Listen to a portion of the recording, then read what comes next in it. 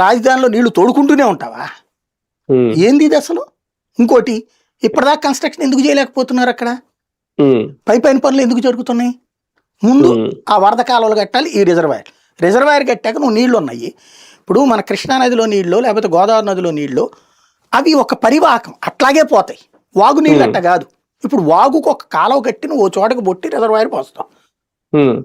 ఏ ప్రకాశం బ్యారేజీ reservoir లేకపోతే ఏ Godavari Rajahmundry reservoir problem లేదో అయిపోతే సముద్రంలోకి పోసేస్తావు. ఈ రిజర్వాయర్లో నీళ్ళు ఎక్కడ పారబోస్తావు? నువ్వు తీసుకెళ్ళి రేపు పొద్దున. రేపు నీళ్ళు వచ్చేసినాయి అక్కడికి, 2 సార్లకు వచ్చినాయి, 3 సార్లకి నిండింది. దాన్ని మంచినీటి అవసరాలకో తాగునీటి యూసేజ్కో అమరావతిలో వాడాలంటే ముందు నువ్వు శుద్ధి ప్లాంట్ పెట్టాలా, అందరికి పైపులు వేయాలా, ఈ నీళ్ళు ఇవ్వాలి. అందులో ఒక్కో చోట పెడుతున్నాను. ఇది 6 చోట్ల, అన్ని ఒక చోట కాదు కదా, 6 చోట్ల పెడుతున్నాను.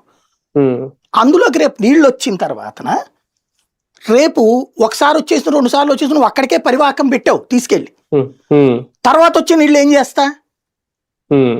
తర్వాత వచ్చే నీళ్ళతో ఆ ప్రాంతాలు మునుగుతాయిగా, అయ్యేం ఎండిపోవు కదా.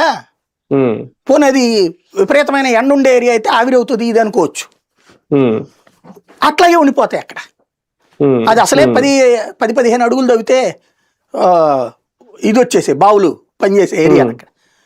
వీటి వల్ల అక్కడ నీళ్లు స్ట్రక్ అయిపోయి